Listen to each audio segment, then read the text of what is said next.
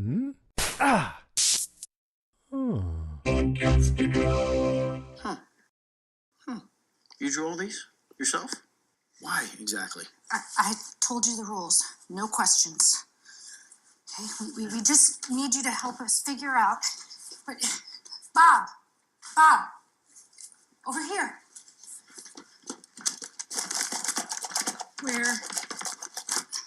Where this is. That's the objective. Find the X. Yeah? What's at the X? Pirate treasure? Bob, no questions.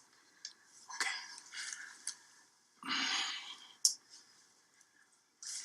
Let me talk to you for just a second. Hang on, guys. Joyce, you can talk to me. You know that, right? Yeah, but what's the problem exactly? What's the problem? Joyce, Will doesn't look well. You don't look well. What's going on? Nothing. Is this an episode? Is this one of Will's episodes? No. I'm sorry. I don't see how any of this is good for Will or for you. And even if I wanted to play along, I mean, how can I figure anything out if I don't understand the context of the game? Or, What? What is it? I know that shape. It's Lover's Lake. It's Lover's Lake. I get it. Okay, I get it. That's Lake Jordan. And if that's Lake Jordan, then you're probably fine. Yeah, that's Sattler's Quarry. And then if you just follow it naturally, it moves to the Eno River. And there it is. That's the Eno. Do you see it? Okay, so the lines aren't roads, but they act like roads. And they act like roads because if you follow them, you'll see they don't go over water. And that's the giveaway. That's the giveaway. Ah! Don't you get it? It's not a puzzle. It's a map. It's a map of Hawkins.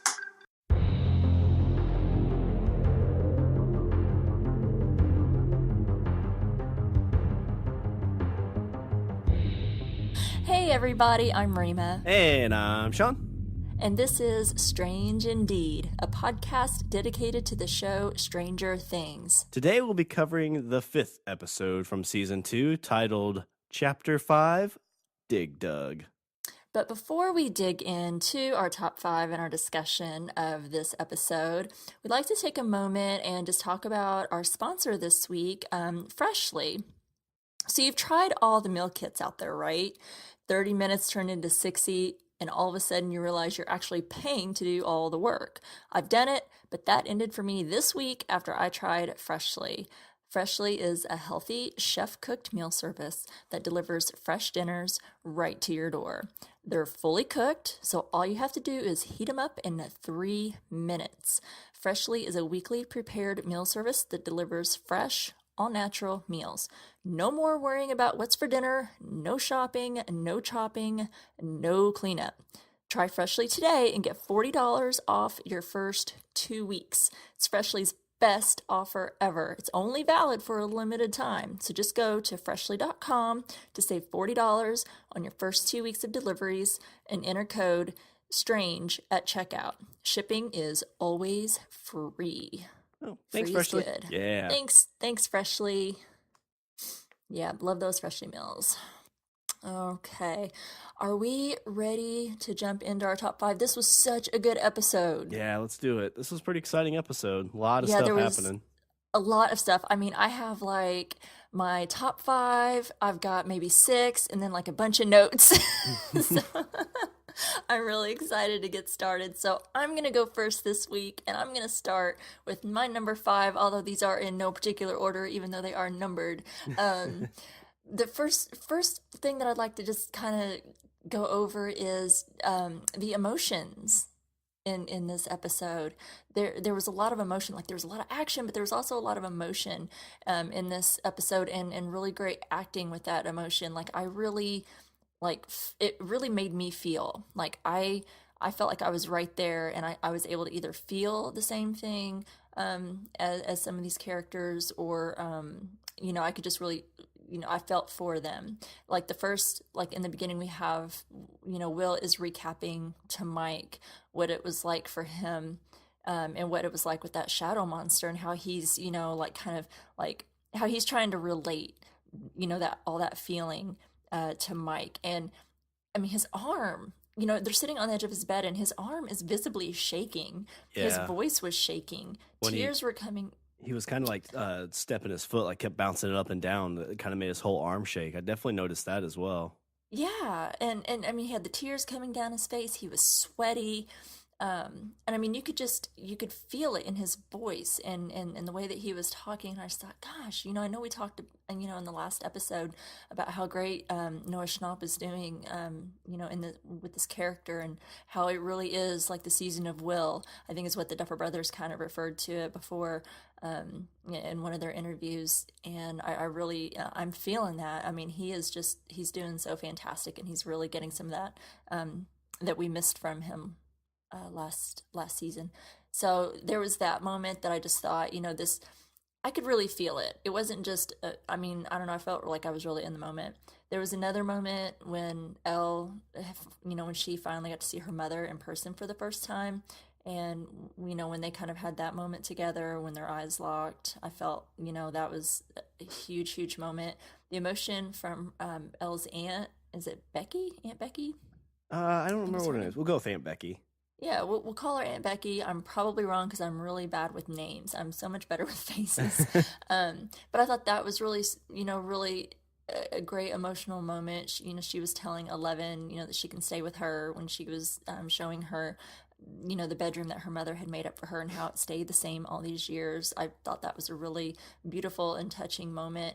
And one of my other last moments that I thought was really kind of telling and I thought really emotional was at the end whenever Hopper and Bob found, or sorry, not Hopper, but Bob and Joyce found Hopper, and they sprung him free. And did you notice how like she's like all over him, like Joyce is all over Hopper, Yeah, I like, was oh my halfway gosh, are you expecting like okay? to have like this passionate makeout scene in front of Bob.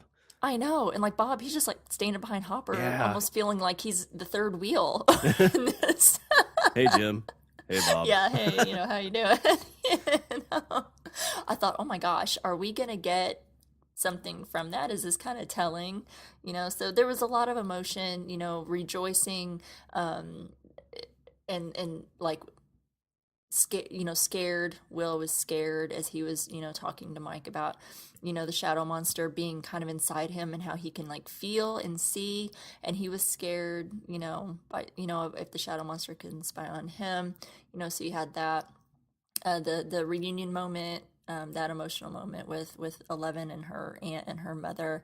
And then when Joyce and Hopper were reunited, I thought that was, kind of a telling moment. So there was just a lot of emotion. There was a lot of action, I think, on one side, but then there was a lot of emotion, and that was my top five. Because I love the emotional side of these things too. That's what I love about this show is that it's not just thrilling and has a few scary moments, and it's adventurous and it's mysterious, but there's also some deep, touching moments that really get to me, and I love that. That's a good point. Yeah, it just seems like you said, like each group had their own exciting moments, and just even look at like Nancy and Jonathan. Like there's kind of like an unspoken love emotion going between them. Mm-hmm. I don't know if you caught like as they're sitting there, she said something along the lines of like "I waited."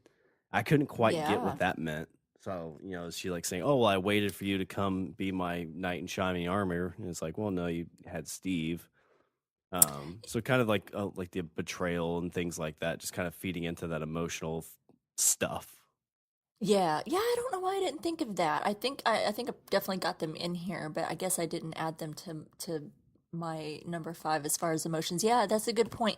I think that she meant by that, yeah, you're right. They had that beautiful moment, like where their hands are like touching, and you can see they're talking about the scars Mm-hmm. on their hands from the first season when they were using their blood to draw the Demogorgon in season one, and so that was a beautiful moment. I think that she was telling him because after all of that had happened, she had waited for him because they obviously connected, and I think had some moments in the season that like, oh, we like each other, Yeah, there's Steve, but we like each other, and I think that she was waiting for him to step up and are you going to fight for me? That's how I took it. Like she was waiting for him to step up. Now, granted, she didn't do anything either.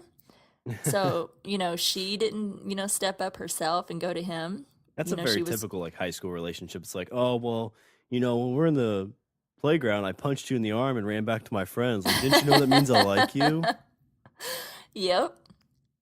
Yeah, I think yeah, that's very very telling. And they are in high school. They are you have to keep thinking that these are still kids. The bit yeah, they're I think she was waiting for him to step up, but you can't really, blame him. I mean, he's kind of been ostracized all throughout school and he's not exactly, the cool kid and she was dating Steve. So, how would he know that he's expected to, you know, but I get what she was. I see it from both sides. It's a bummer. Well, I mean, they're alone in a hotel room now, so it's hard to tell what's going to happen. Oh, Lordy. Do they even do that now? I mean, that's something I think that you could do in that time that you just kind of got to look, that desk lady who checked him into the hotel was like, just kind of looking at him like, you want a single or do you want a double? Yeah, And she today it's still, got I to be don't on a think, bought credit it. card. You got to be 18. Like, it's not easy to get a hotel room these days. No, no, Although it's not. I'm sure probably the place and probably the places you can get a hotel like just for cash, you probably don't want to stay in. Rent it by the hour. Well, in high school it's by the minutes. Well, that leads into my number 5, and that is the great relationship status that we got in this episode. So we're sitting with Mm-hmm. Lucas because right now Lucas has like the mad crush on Max, right? Like he wants to be with her and like wants to be like he wants to definitely be friends, and I think he wants to be more, him and Dustin both. Mm-hmm. Oh, yeah. And they've had this like little spat, and so he's trying to figure out, like, okay, well, what do I need to do to make this better? So, what do? You're sitting there for breakfast with your dad, and you just bring it up. It's like, Dad, how do you like when mom's mad at you? Like, what do you do to make it better? And this is just like great dad. Like, this is like, you know, stereotypical husband talk. It's like, well, first I apologize, and then I get her whatever she wants.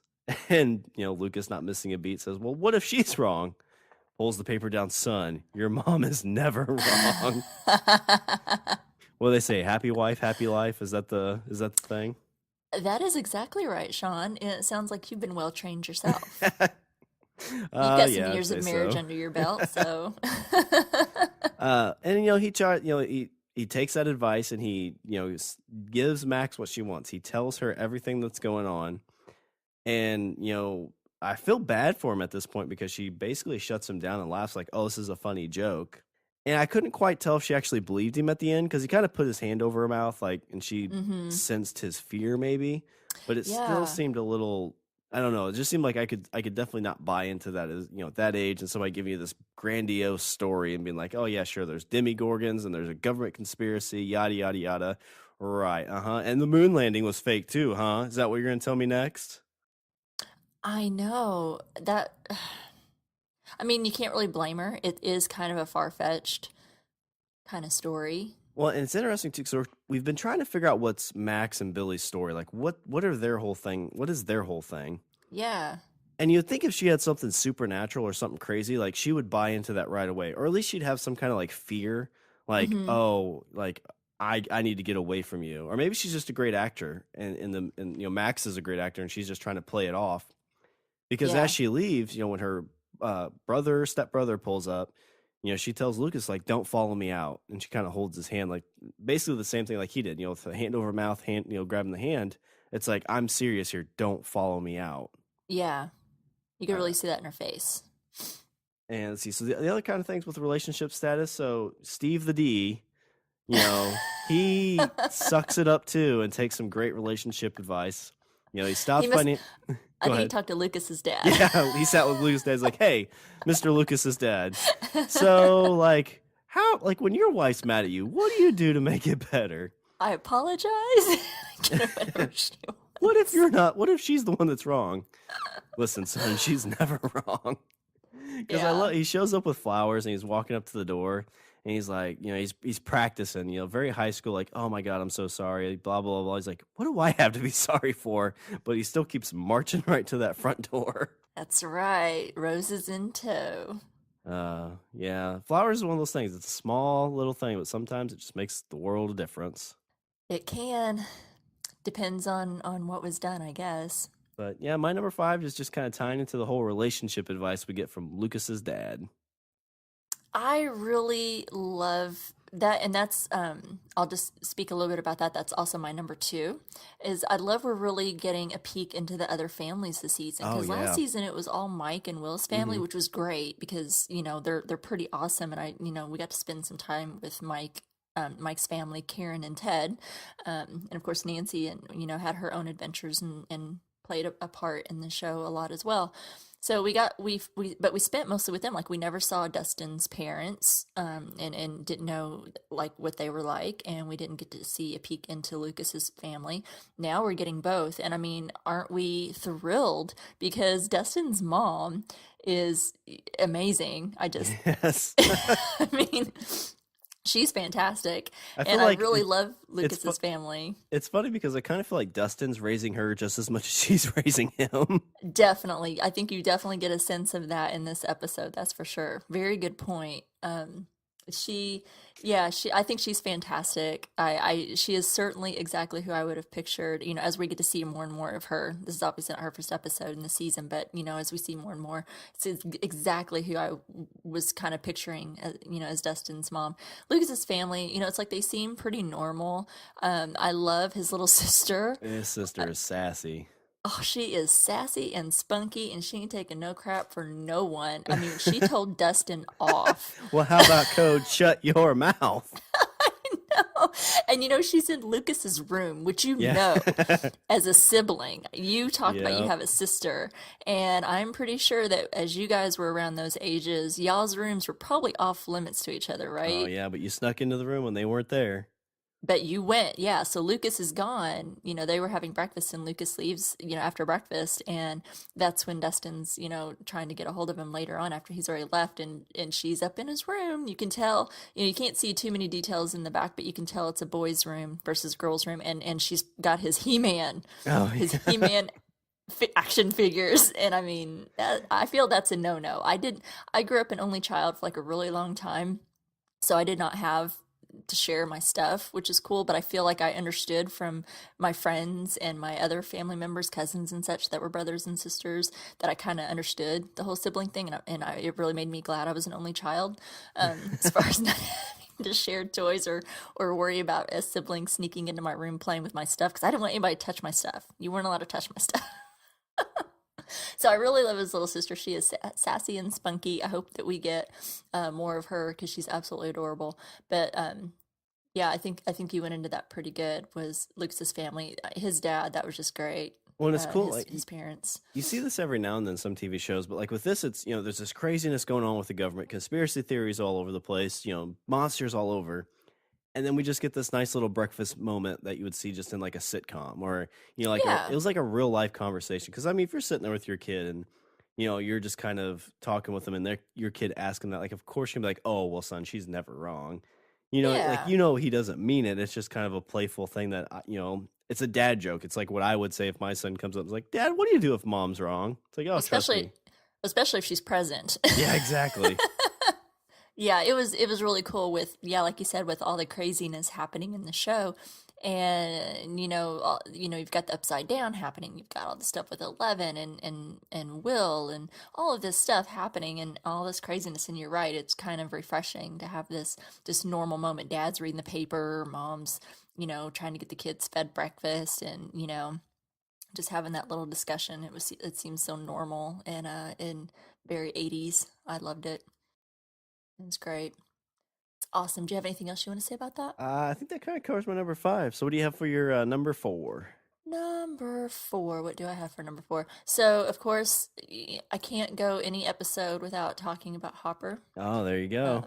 Yeah, so David Harbour, I just love him. I hope he listens to this one day and calls me. I don't know. So, Is he Hopper, married? Do you know if he's married or not?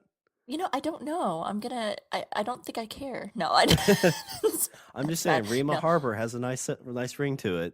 it kind of does. Not too much goes with my name, but that I think fits. And he's never mind. I'm not going to say anything about age, but yeah. So Hopper, aka Indiana Jones, Yes, I had that written down. That hat is Indy's hat. isn't it though? Ah, So fantastic. So I don't know. I mean, I love, love, love Hopper. And anybody that has listened to this podcast for more than 2 minutes knows that. That, but I feel he doesn't always make some of the best decisions. I mean, we know he has flaws. He's not the perfect man, but I accept him, faults and all. Um, but he has some faults. I'm like, this man needs backup. Was this really the smartest thing? Well, the problem is his backup is Huey and Dewey. Like he brings them I along, and know. they're gonna be stood up there like, "Hey, boss fell in a hole. What do we do? I Uh, know. I know. let's wait up here for a bit." Yeah, and it's definitely a valid point. And I was thinking of that. I thought, who can this? I mean, he needs backup. He needs somebody. It is completely, I think, reckless to be jumping down there, knowing, or at least I mean, he's been in the Upside Down. So when he jumps down there and he sees, this like same similar environment, and he's thinking, oh shit, and he has to kind of know a little bit about what he's in, and obviously it's not a good thing. He experienced it before, knows it is not the greatest place to be, and especially I don't think alone. And he has like no, he doesn't really have like a lot of like ammo or guns or any kind of like defense or anything, and he's not in any kind of a suit. He's exposed. So I'm just like, oh, Hopper, you do not make the best decisions. He's kind of like Rick Grimes on The Walking Dead sometimes. Does not make the best decisions. So he's down there walking around, and he turns around, and this thing like up on the like ceiling wall kind of thing. I'm not gonna say what it looked like because it's not a nice thing to say, but this thing opened up and like sprayed something in his face. Yeah, it's like a little like defense mechanism for the Upside Down. Yeah, and it's like, so it incapacitated him. It gave him blurry vision, and it seemed like it almost like it was making him weak. And he looks up and he can see that the hole that he came through is starting to close up. So he's trying to find another way out, and he's just so good. I love how he comes up with these little ideas, but he starts to use cigarettes as a cookie trail. Mm-hmm. That was a great idea. Wasn't that great? And I thought whenever he pulled one out of the pack, I thought he was going to smoke it. I'm like, really, Hopper? That's what I thought too. Yeah.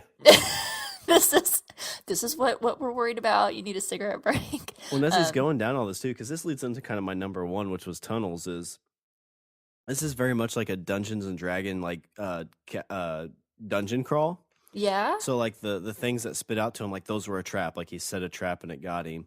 And then there's the part where he comes to the two basically the fork in the road, like left or Uh-huh. right. And whenever we always played, we always said, left is death, so you always go right. And what direction did he go? He took a hard left. Is that a thing? Left is death? Is that a Dungeons and Dragons thing, or is that just something that I should know about? That's what we always said in the group I played with. So I assume it's probably is like a D&D thing. Damn it. That just sounds cooler and cooler every time I hear more and more about this game. I've got to find a group of people to play with. I'm going to be a total nerd, even more so than what I am now. That's awesome. Okay, I had no idea. I had no idea that. Okay, that makes sense. Yeah, so think about that next time you're driving. Somebody's like, should we go left or right? And just like, well, No. left is death, so let's go Left. right. Well, and the only thing I ever related it to was righty tighty, lefty loosey. Oh, yeah. Doing when I'm like tightening up a screw or something. Righty tighty, lefty loosey.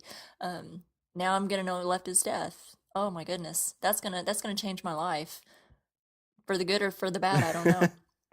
But he's wandering around. We're seeing all kinds of horrible, horrible things. Did you see that pile of like what it looked like dead animals and bones?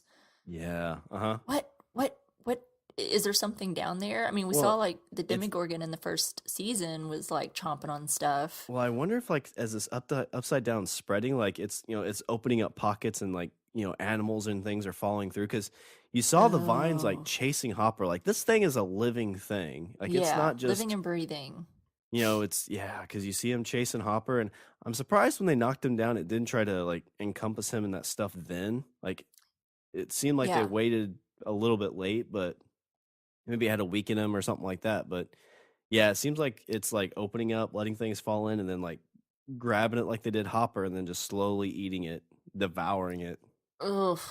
That's like horrifying. I've got like this claustrophobic thing, and I just like having something like that wrap around you like that and just like completely just take you over, and he's obviously in a weakened state. He seems like, because he's like kind of stumbling around a little bit, whatever it was, that stuff that sprayed him. And it seems like, because I saw in the background, it kind of showed him, as he's looking around, like trying to figure out a way out, and he's already been sprayed by whatever that thing was up in the wall or ceiling, wherever it was, at an angle.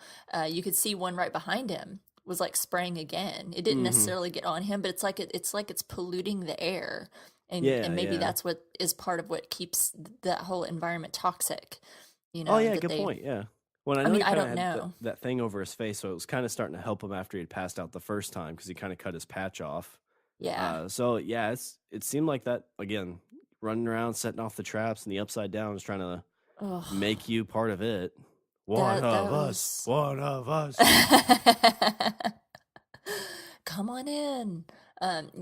Yeah, super creepy. Very just a horrifying feeling. I really felt like he was really in danger. I feel like sometimes you feel comfort in the fact that nothing's going to happen to some of your favorite characters, but I really felt that he was in some danger, and I didn't feel good about it at all.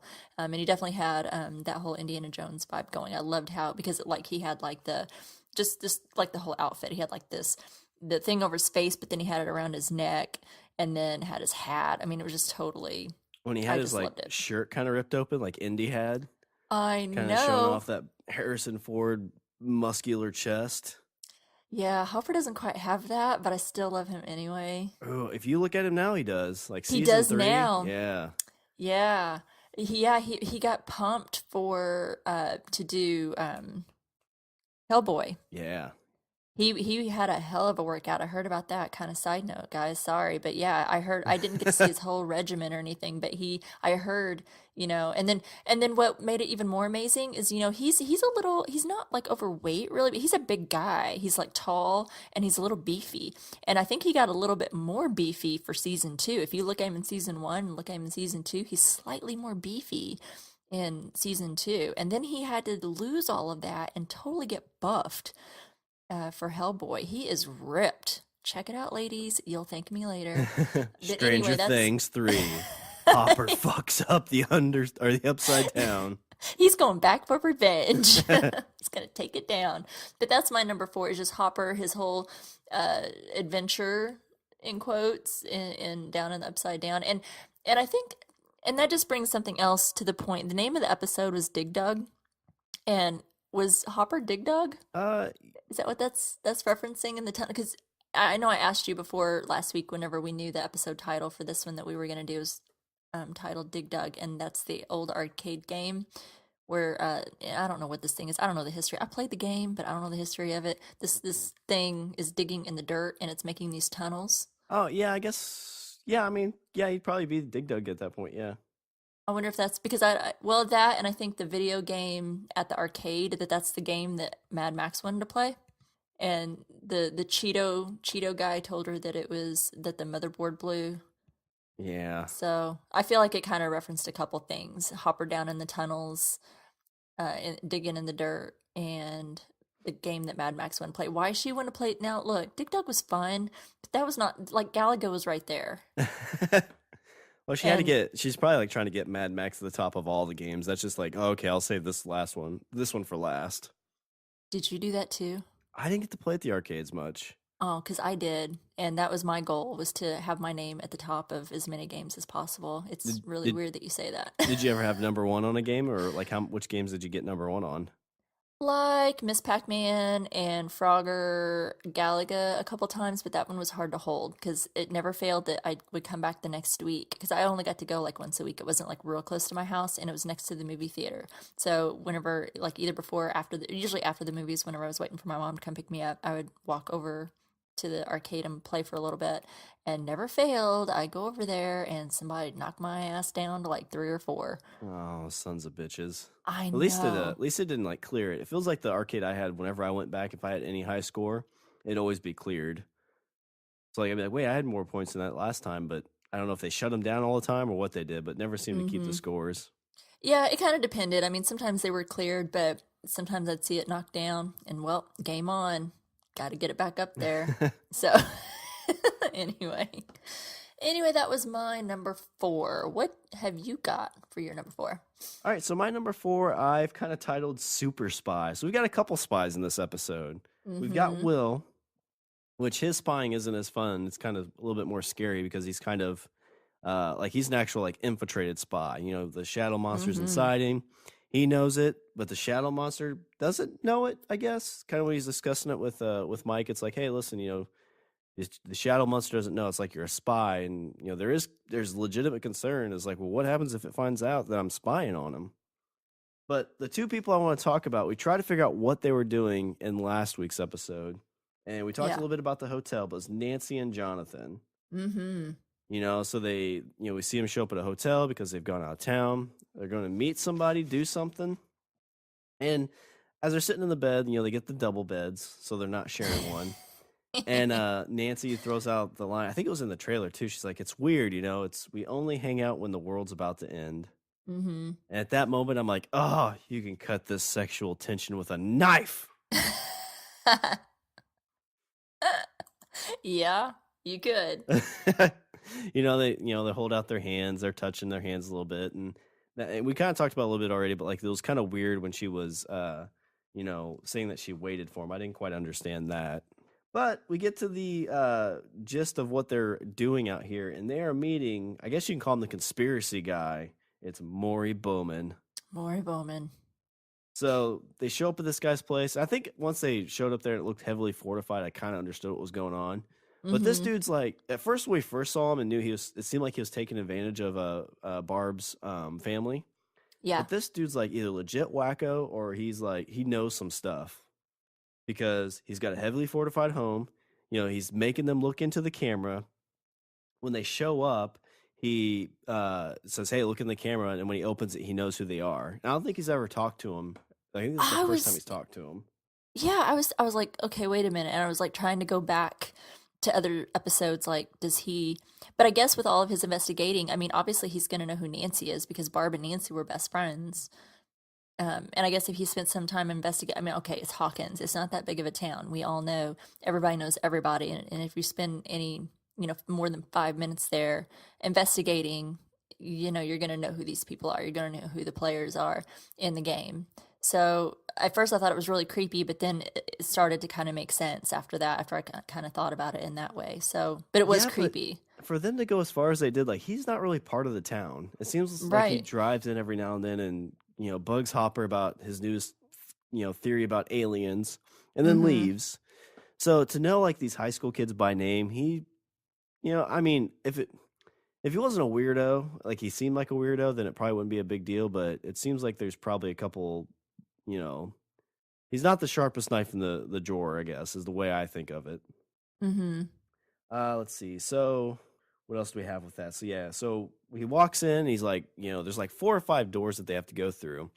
And he's got this huge, conspiracy theory-esque wall with, strings going all over the place. He's got a timeline on the thing. He's like, I know everything about this. I just can't quite figure it out. And Nancy quickly, blows it all the water. It's like, your timeline's wrong. It's like, what?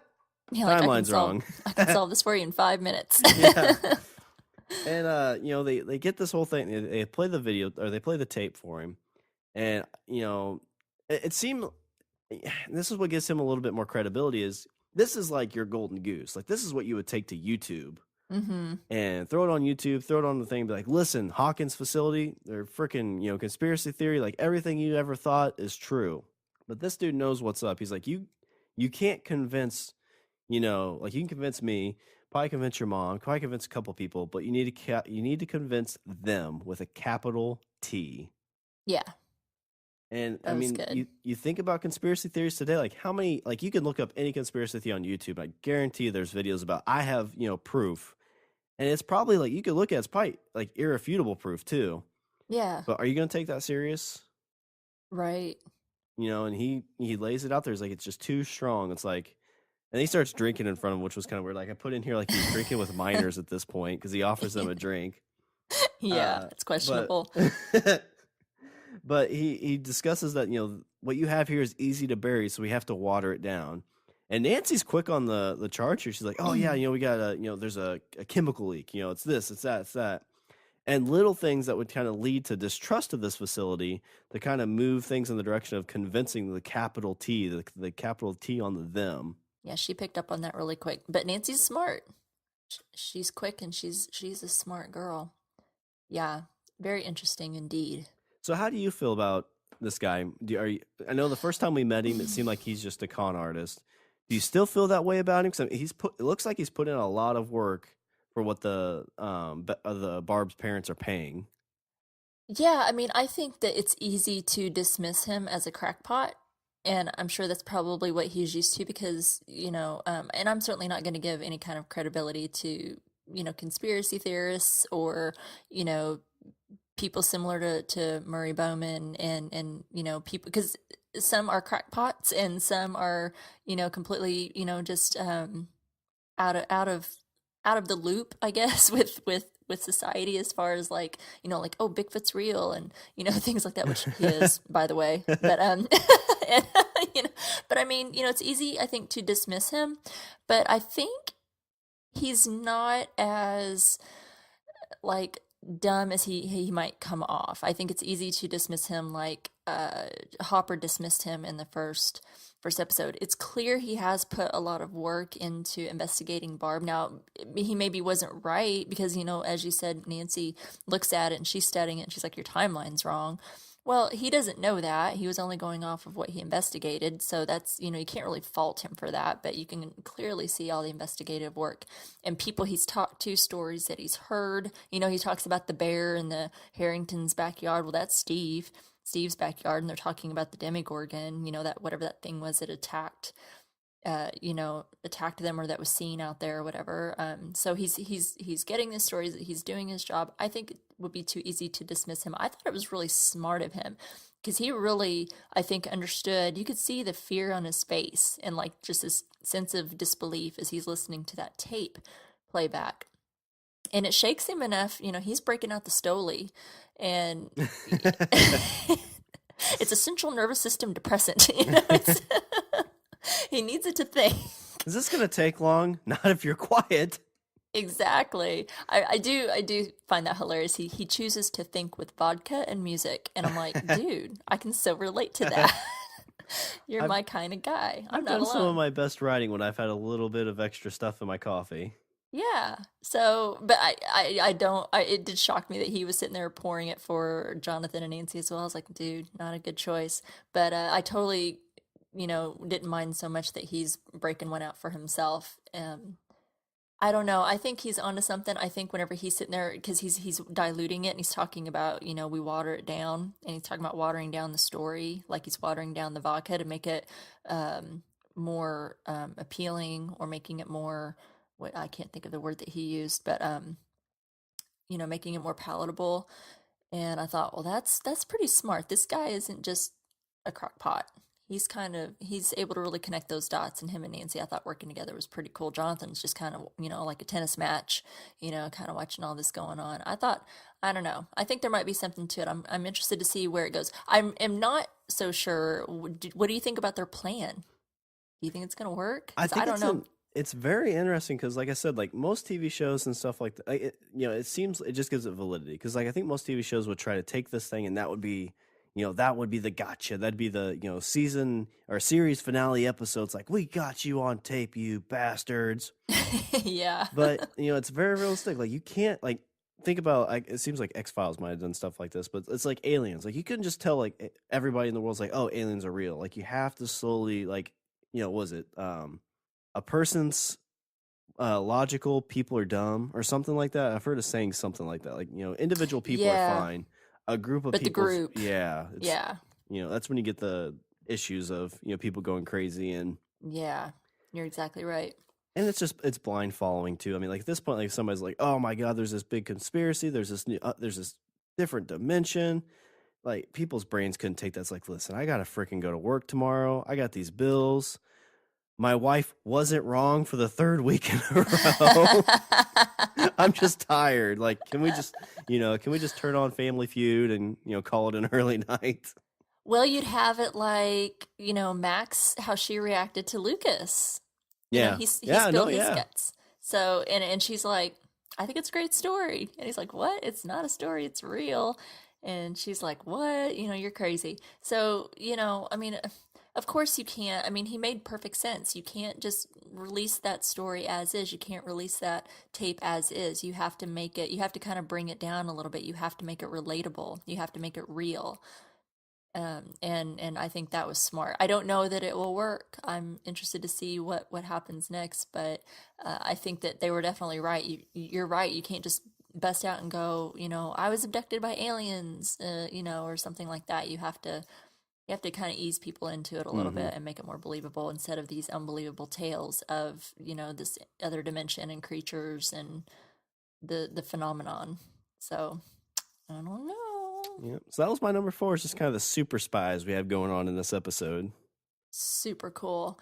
Well, my number three was Jonathan and Nancy, and I think that we've pretty much covered most of that. I don't think that I'm looking at my notes. I really don't see anything else that we need to cover, and we covered a lot about their interaction at the at that motel, which I thought was really interesting. And then I am glad that we finally got to see what their plan was because they were there for like at least two episodes. I was like, what the hell are they up to? They got Rodeo Shack, and Yeah. they have this something mysterious in the bag, and then they're calling Barb's parents, and then last episode, they go to the park, they get themselves captured, they get Dr. Owens on tape. So, and then we're kind of like, okay, but what are you going to do with it already? What the hell's going on? It's like, I just kept going, I want to see what happens. So now I'm happy that we finally got to see what happened. But I think that we covered that pretty well. So that's my number three. What's your number three? All right, my number three. I guess the best way to kind of put this is R.I.P. Mew Mew. Uh, Oh, so we get to see. We talked a little bit about, but Dustin's on the phone. It's a fake phone call. We're hearing the old dial, and I don't know how many kids even know what that is. So yes. kids, if you're younger than probably what 24, 25 years of age, back in the day, a lot of people had phones in their houses, and they were connected to the wall. And if you had the phone off the hook for a while, you'd hear this dial tone. Do, do, And do, do, do. yeah, the number you're trying to reach is not available. And so, Dustin pulls the phone up. He's faking the phone call, gets his mom out of the house, and he decides, all right, he's got to get Dart out of the house and into the cellar. And he uses, I guess this is probably, good opportunity for Oscar Myers to promote their bologna. It's like the lunch meat preferred by demigorgons, baby By demigorgons. demigorgons everywhere. My baloney has a first name. And he works his way down, and it's he's got this hockey gear on, so like he's pumped and he's scared too. He's like, "All right, Dart, time for lunch." Shit, shit, shit, shit, shit, Chit, chit, shit. chit, chit, chit. And it's kind of cute in the sense that like so we see Dart come down, he's just chomping away, and he seems a little bit more friendly than when we saw him munching on Mew Mew. Yeah. And Baloney and cat, very different. yeah, oh yeah, it's cute when he's eating the Three Musketeers and the bologna, but when he's munching on the cat, that's Yeah. uh He loses that cuteness appeal very yeah. quickly. And he leads him outside. And one thing I thought, I don't know if it seemed kind of inconsistent, but as Dart's coming outside when it's sunny, it didn't seem to bother him. Yeah, I wondered about that. That kind of threw me off. I don't know if it was just because like they're shooting the scene, so it's kind of a disbelief type thing, or if there's actually something Mm-hmm. to it. Right. But Dart, doesn't go in the cellar. Seems like he knows like something's up, and he kind of like screams towards where Dustin's hiding, and Dustin's like, "All right, Leroy Jenkins." Bust out of the door, and like I'm expecting when that happens, like to Dart to go like full, caged animal. Dart was scared. He was. Dart turned around like, holy shit, what's Jason doing here? Yeah. This hockey And mask. Dustin chases him and knocks him into the cellar. And as he does it, he closes the thing. He's like, I'm sorry, but you ate my cat. Best line ever. Oh, I know. I know. I didn't know how to feel about that whole thing, that whole scene and sequence of events. Oh, you described it perfectly though. You are spot on. I loved that he faked the phone call. It sounded like he called, and this was as Shawn was describing for everyone who's too young to remember. He was on what we used to call a landline. And there used to be a landline, and you didn't have this thing. It was called call waiting. It kind of exists on phones now when you are on the phone and you see someone beeping in and you can switch back. That didn't exist yet. If someone tried to call you, you got a busy signal. You couldn't get through. We're going to probably talk a little bit about that later. But yeah, it sounded like there used to be, and I don't know if you're familiar with this, Shawn, there used to be like this, like an information line, but it wasn't necessarily information. It was like to get the weather and the time. It sounded like that's maybe what he called, Okay, yeah. because you could hear something in the background, and I had like some noise, and I couldn't hear everything as I was sitting there rewatching it. But it sounded like it wasn't just, it went to that weird busy tone. But it sounded like there was a voice, and it sounded like it was like telling the weather or the time or something. So he was definitely smart enough to do that. And so he's faking, this phone call to try and get his mother out of the house. He's so smart, and he knows he's got to get his mom out of the house. There ain't no way he's gonna be able to get Dart. I don't know how in the world he kept him contained in his. I mean, was he eating Mew Mew the whole time? Is that how he Yeah, kept him content? Because as he's noisy. Dart is noisy. He screeches and he's that's loud, and he yeah. doesn't want to be contained. How in the world was he able to keep him quiet and happy to, long enough to get his mom out of the house? Did he just let him munch? Yeah, I don't think you can chomp on a cat, like eat a cat whole and make it quiet. Like that's a good point. Like maybe she's so distraught and crying that she just didn't realize what was going on. I don't want to think about it. It's gross and it's awful, and I hate thinking about the loss of Mew Mew. Um, but you know what? It's no worse than, I don't know, people who have pets. If you have cats that are outside, if you have dogs, they get rabbits, they get squirrels, they get birds, and they bring them home. I mean, is I'm gonna try to kind of be devil's advocate a little bit for Dart. Is he really any worse than when your dog or cat goes after an animal like that? I don't know. It's really bad. I feel bad for Mew Mew. I don't want to come off bad for saying that, but I felt really bad for Dart. Whenever, Dustin comes charging out, he was so adorable, all up in his hockey gear, and he's like kind of hobbling because of that padding is so thick. And he's hobbling to the shed outside and draws Dart out, and he scares the hell out of Dart. You're right. He comes charging out of that shed and whack with that hockey stick. I felt so bad for Dart. You could tell it hurt the hell out of him, and he falls into the storm shelter. Which, if no one knows what that is here in the Midwest, we have tornadoes, and we have to have storm shelters for that. So anyway, yeah, I thought that whole sequence was great. I couldn't help but feel just a little sympathy towards Dart. I know he's a Demogorgon. I know he's bad, but I couldn't help but feel a little bit bad for him. So that was just my number 3 is kind of R.I.P. Mew Mew. Poor Mew Mew. Oh, I guess the bad thing too is that like Dustin's mom thinks she's out there somewhere. I know. What's he gonna do? That's always kind of the worst too, I think, when you lose a pet, like whenever they're gone. Because I've had pets that have left. This is kind of Yeah. into our personal side. I've had a dog that was gone for like 2 weeks and then just showed back up. Oh, I've had that happen like multiple times. Like it's exciting, like it's good that happens, but it's like, you kind of get over the morning of it, and then they show up, and you're kind of like, "Oh my God, yes, you're back! You son of a bitch! I was so sad." I know. So, another side tangent, since we can do that because this is our show. Yes, we can. So I started dating my wife like 5 or 6 years ago, and they had a dog that was starting to go blind, starting to go deaf, had to have like shots because it had diabetes. Oh, And when I showed up, her mom's like, yeah, like it was her first dog she had like when she was like 15. So it's been around for like 12 years or so. And as I show up the first time I meet, they're like, oh, you'll be careful. Like he's, pretty skittish, yada, yada, yada. And him and I get along perfectly. Like him and I get along fine. But like when I first met him, she's like, yeah, we don't think he's going to be around much longer. Like he's pretty old, but like we can't, like he's doing fine. He's eating, we got to give him these shots, but we don't want to put him down because, he's doing fine. yeah. And so when I first met the dog, I'm like, okay, well, I'm sorry, bud, but you may not be around that long. And that dog is still around to this day. You're And kidding. yeah, he's getting worse and worse, but he just keeps trucking along. And to show Oh. that, like, we always, we're both big Walking Dead fans. We're like, this is the dog that's going to survive the zombie apocalypse. Yes. So one night, this dog snuck out. Like, again, it's blind, it's deaf, it can only run on like 3 legs. Like like one of them has to get picked up. Oh. And they live in the country, so there's coyotes. The dog got out at night. They couldn't find it. They searched all night. They searched all morning. We were on our way back from a trip, and Tiff's mom called her, and she was upset because like it's her dog, and understandable. Of course. And after her mom calls, is like, yeah, we've looked all over. It's like we're gonna go to town because we just got to get away from the house for a bit. And as they're driving up the road to go on the highway to get to town, what comes walking out of the woods? Their dog.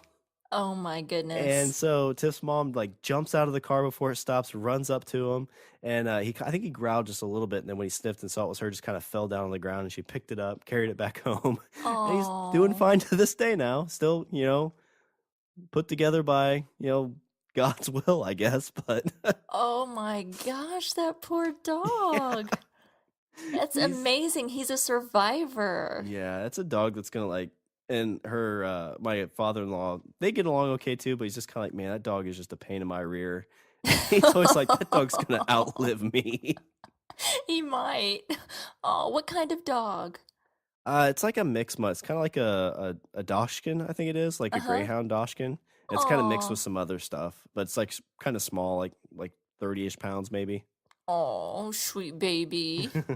Oh, that's a great story. Sorry, kind of a side tangent, but kind of ties into Mew Mew. Like you want to find your animals if they go missing. We love our animals. I would have totally been crying myself to pieces. I have 2 dogs, and I've had dogs and animals from the time that I can remember, since I could stand up practically. So I'm a huge animal lover, and if it had been one of my pets, I'd be going out of my mind as well. So I totally get it. I'm just, how in the world is Dustin gonna cover this up? You saw him in his room scrubbing the carpet. I mean, it's awful. Is he going to eventually fess up? Are we just going to, poor Mew Mew has just disappeared and never to be found, like Barb? Or, Maybe he'll be like, oh mom, look, Mew Mew's going through some changes. Here is, and we're gonna call him Dart now. yeah, it looks a little bit different. He's had a shock to the system. Oh my gosh. Yeah, it'll be interesting to see how Dustin we've seen he's very resourceful and he's very smart. So I'm interested to see what he comes up with. Um if we see a resolution to the mystery, or at least we know what happened to him, but how he's going to come out the other side. So pretty good, pretty good. Okay, so are we ready for my number 2? Is that what Yep. we're ready for? What's your number 2? Number 2, deuces.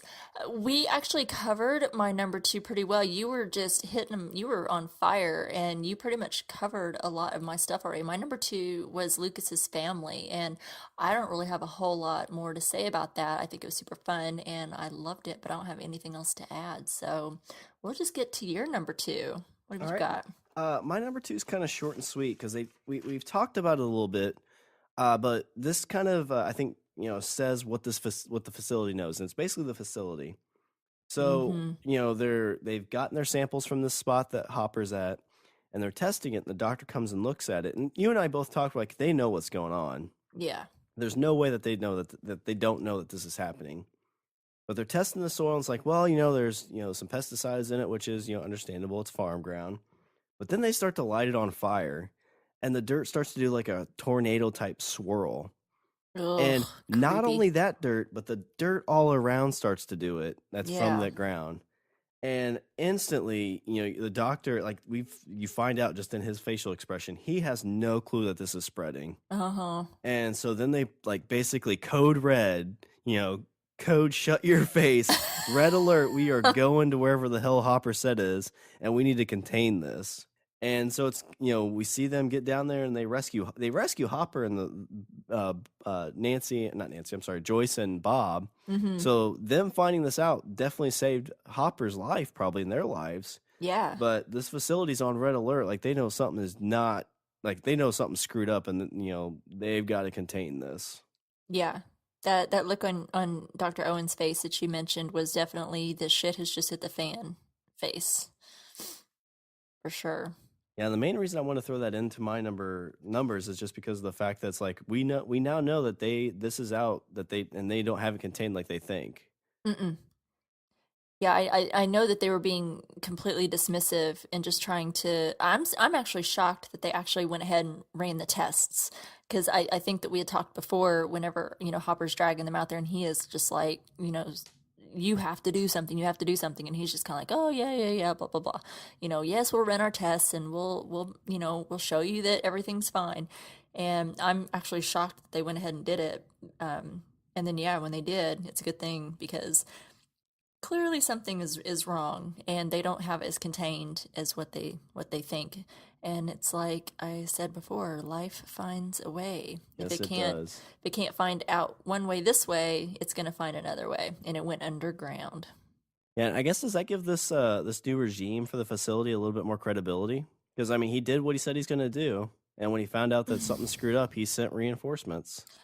Yeah, I mean it's definitely a different change of pace than when Dr. Brenner was there. I think that they really whoever oversees all of this and put these people in place and Dr. Owens in place definitely did the right thing. It seems like these people are a little bit more of a step up than what was there before. Uh because obviously that this is out. I mean nobody knows about it, but this the upside down here is known, at least amongst the people behind all of this, and so they've really I think brought out the heavy artillery to kind of deal with it, and they thought they were dealing with it, and come to find out they weren't doing such a good job. They thought they were containing it. You saw them going and doing like this maintenance all the time as they were like burning those things that kept creeping out out of that gate, and it was like this weekly or daily maintenance that they were doing, and come to find out that was not enough. Well, at least they know to kill it with fire, so they at least got one defense for them. Yeah, but well, we saw what happened. We can talk about that here in a minute, but because that's in my notes. But ugh, a lot of Yeah, that's action.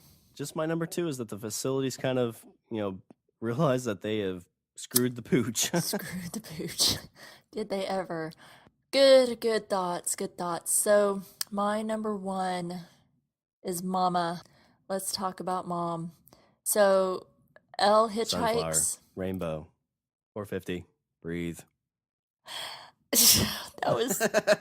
That was she is so good. I don't know this actress. I haven't looked her up on IMDb or anything to see who she is. She doesn't look super familiar to me, which doesn't really mean anything, but I do know lots of actors and actresses I feel, and like I said, I'm good with faces, not names, so I'm usually pretty good at recognizing, like, I know I've seen this person in this other, like, either show or movie or something, and I can't recognize her face, which doesn't mean a whole lot, but I don't know who she is, but I thought she was fantastic. The whole interaction I thought was just really great. Elle, hitchhikes. She's disobeying again, because there she goes. I like that interaction with her and her aunt. I don't know how much communication she had with her aunt. If it just took Elle removing the lock from the door and opening the door with her mind to convince her. Because it seemed like she took it pretty well. Like, oh, okay, you're Jane.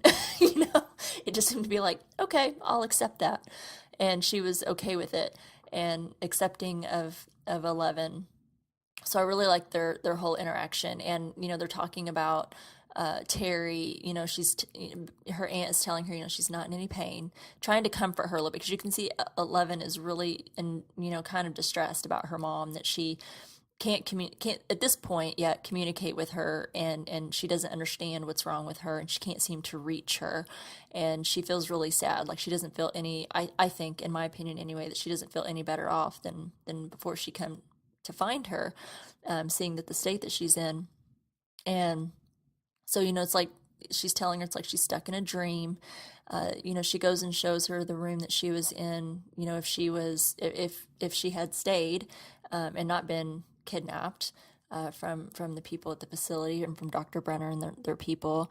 And, you see the lights start to flicker, and, 11 starts to kind of pick up on that a little bit. Like, that's not just wiring in a house, like this is something happening, is able to finally realize that her mom's trying to communicate with her when she's doing the flashing of the lights and changing the TV channels. And that blew me away because I thought Terry's got powers Yeah, I too. kind of noticed that as well.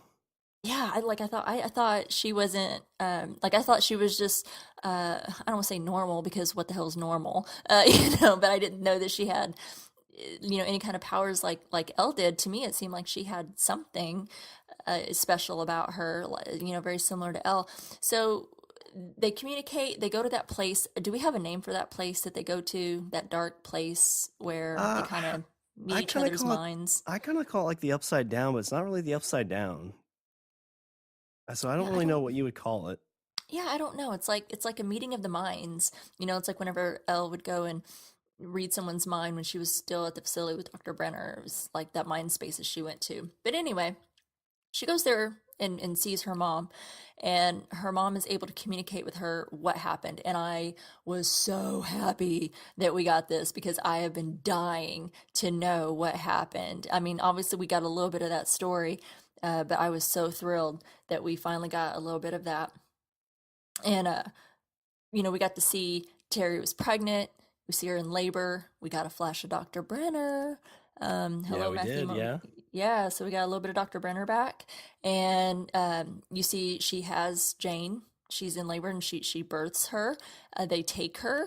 Her sister's there, and she's like, "I'm sorry, I'm sorry." She's giving her the news that she lost her, which, as far as she knows, that's true. She knows it's not. You see her opening this safe to get this gun, and she's on a mission. And what I really love about this show, there's a lot of strong moms in this show. Yeah, there are. Yeah, that's a good point. I love that so much. You got Joyce and even Karen Wheeler. Yeah, Sh Mike's mom's, she's got a little bit of a backbone, Yeah, I like her. She's a bit of a badass of her own, and she's a really great mom. She's definitely in tune with her kids, so I really like her. And especially we when she have, drinks some wine. She doesn't put up with dead shit.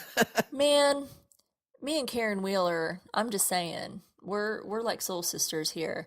I love that moment. But She was a glass or two away from that spot, being like, "Dad, get the fucking door." my God, it was so great. Um, So yeah, so that a side note, there are a lot of strong moms in this show, which I really really love and appreciate, and can't get enough of. So she's you hear her saying these numbers because whenever we meet her, she keeps repeating these same things over again: rainbow, 450, sunflower, breathe, 3 to the right, 4 to the left. And you're thinking, what is she talking about? We know that they were telling her that her brain was pretty much mush because they of all those LSD trials and stuff and experiments that she was a part of. So they just assume, oh, she took too many drugs, she's fried. Um, so we got to see what that meant. The 3 to the right, 4 to the left was part of that combination to the gun safe when she was getting the gun. Rainbow, when she, went and tried to find Elle at the facility. Sunflower was the flower, and sunflowers in the hospital, wasn't it? At her bedside table, or was it in? Yeah, it was at her, like, when I think she was coming out of the electroshock therapy. Okay, electroshock therapy. Okay, I was sitting there trying to think. Okay, was it the hospital when she gave birth, or was it when she was getting the electroshock therapy? But electroshock therapy, good grief. That was intense. I can't imagine that's a pleasant experience at all. I know that it's still used today at very, very, very low doses for people who suffer from depression and other ailments, and it can be. I think some people don't agree with it, but I think it can prove to be helpful for some people. But back in the day, it wasn't quite used in such a nice way.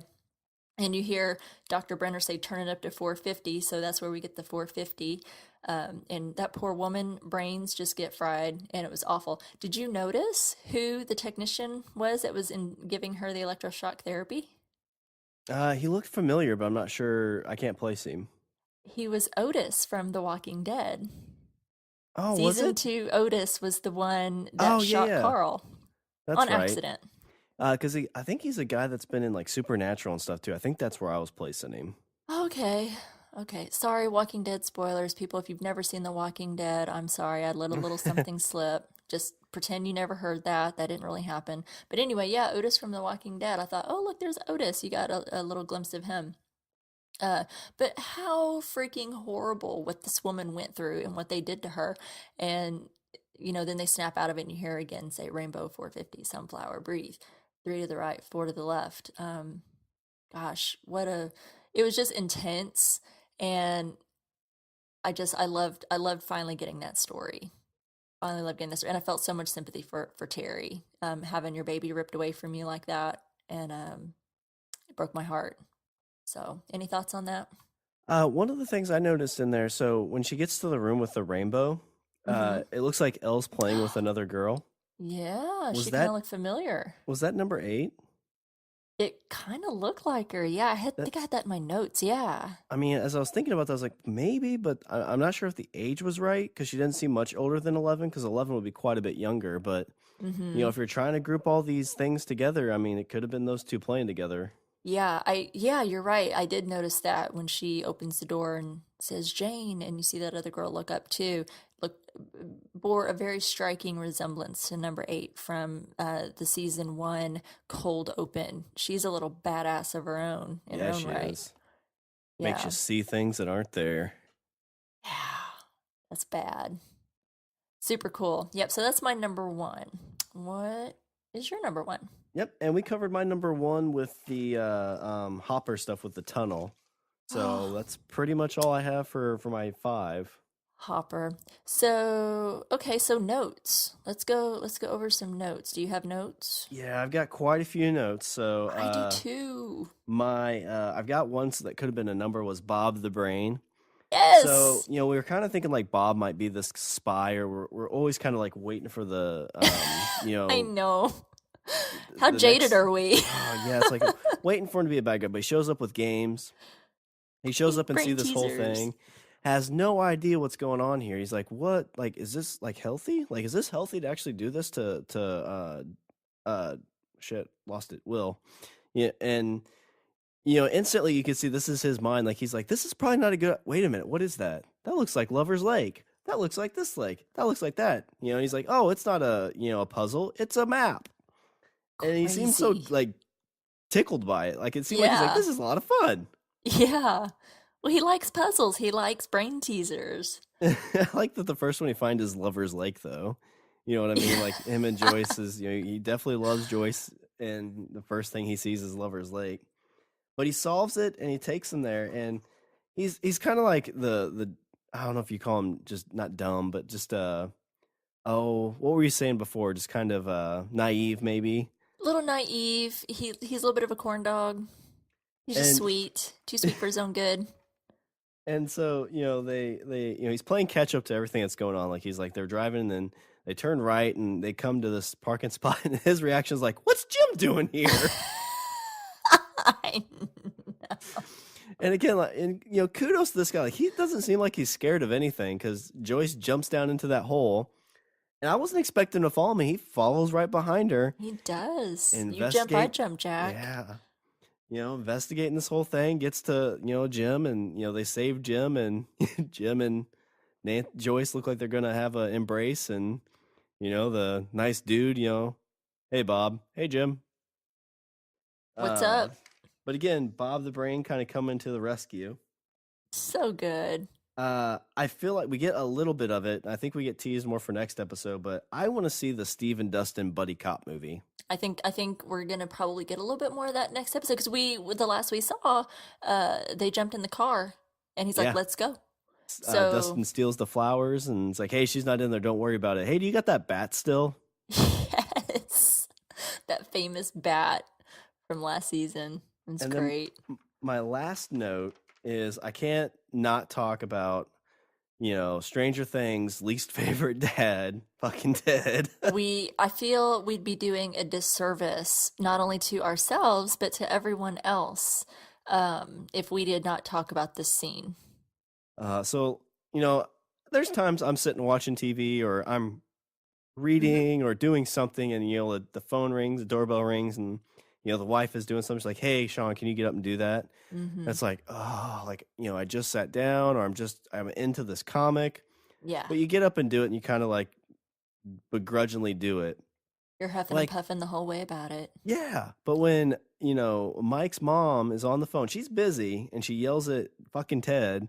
And I'm like looking for him to shut off the TV, to turn off the radio. He's like just sitting there looking at his hand. He's not even doing anything. And he's I like, know. ugh. Gets to the door, kid's there, and he's like, hey, where's Mike? Hey, where's our son? He's not here. God. Where's Nancy? Like, freaking no clue whatsoever. He's so disconnected from his family. But Dustin says like what everybody's thinking is like, oh well, you're a lot of help. I don't remember if he called him You're a really bitch. no help at all, you know that? Yeah. Did he call him a son of a bitch? I don't know that he was really calling him that, but he looked at him and he okay. goes, son of a bitch, you're really no help at all, you know that? And just walks away. Language. And he's so Ted that he doesn't even get upset really, just like language. Like you just had your son's best friend call you a son of a bitch, or I kind of implied, I felt it was kind of implied. Maybe he didn't say you are a son of a bitch, but he was like, son of a bitch, you're really no help at all, you know that? And I feel that in that moment, Dustin was all of us. Yes, he was. And he was representing all of us. When you have two different dads, so you have Lucas's dad who does like a fairly genuine dad joke with like, oh well, she's never wrong. Mm-hmm. And then you have fucking Ted, who his dad joke is, don't you know my kids don't live here anymore? It's like, What well, a line. Can you name your kids? Can you name your kid's birthday? Like, I'm really even kind of concerned if you even live here. Do you know how old your children are? I think they're off to college. Yeah, that's a good point. Nancy's in a hotel room with another guy and he doesn't even know. I know, they think that she's off at a friend's house. But yeah, that kind of tidies up my notes, ending on our least favorite dad, fucking Ted. Fucking Ted. I mean, I feel that the writers were speaking to you and I, Shawn, when they wrote this scene. I feel they were writing this, listened to what we had to say about season 1 and fucking Ted, and gave us this little gem of a scene, because I feel that this sums up what we have been saying since season 1. Well, I'm just waiting for, when season 3 comes out, somebody's going to call him fucking Ted. I'm waiting for it. I'm waiting for the fucking Ted to pop out. And no disrespect to this guy, because I don't know the actor's name. I need to look him up, because I feel he does such a great job at irritating the shit out of me that he deserves that credit. That I feel that, if he didn't have any effect on me, then he wouldn't be doing a very good job as an actor. Oh, yeah, exactly. No, the actor's doing great. I mean, he's playing that absent-minded, like, not their dad. Totally disconnected. Yeah, exactly. Like, he's just a figurehead. Mom's going to take care of everything. He just goes to work, comes home, eats his TV dinner. He probably doesn't even try to get lucky at night. He's just like, whatever. Whatever, Karen. My penis is just for show.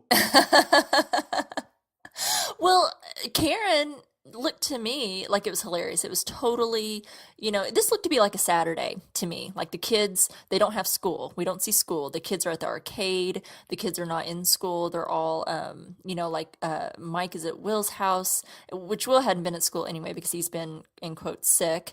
But Mike's at Will's. Dustin is, fighting a baby Demogorgon and trying to get his mom out of the house. And Nancy and Jonathan have skipped school already, we know, but it seems like nobody, you don't see school anywhere. We see a lot of school, but we didn't see any school. So it seemed like it was like maybe a Saturday or like a Sunday. So, because Lucas is taken off after breakfast, his mom doesn't say, where are you going? You need to be going to school. She's just like, where are you going? And he's, running off, to be with his friends or whatever. So it seemed like a pretty typical kind of 80s Saturday in a small town. What do we moms do on a Saturday, after we've done whatever we need to do? We're chatting on the phone. Go Karen has got, because she's married to fucking Ted, has a glass of wine, as she's sitting there on the landline. Another reference there. And it looks like she's paying bills. Didn't it look like there was like one of those checkbooks that are like an actual book? Yeah. To me, it looked like she was writing out checks. Like I'm thinking, oh, she's paying the bills. Ted is sitting there on his butt in his freaking Barca lounger in the other room. She's doing all the household chores, so he can't even do that. What do you do, Ted, Somebody help me. What do? You don't talk to your children. You're not engaged with your children, your family, or your wife. You don't really do anything around the house. You don't even pay the bills. What's going on? I don't know. But that scene was definitely, I think, for all of us. That was a scene for the people who think of Ted as effing Ted. Fucking So Ted. Yeah, but outstanding for the actor. I really need to look him up and see what other things he's been in or whatever, because I don't think I would be as annoyed with him if he didn't do such a great job in that role. He really plays it really well. yeah, I mean, if he didn't do well on it, it'd just be that's Ted. Like he's just like I don't even know that guy's name, but Exactly. we know who it is. We know who it is, and everybody's gonna know who he is. Thanks to us. What other notes did you have? That was my final note.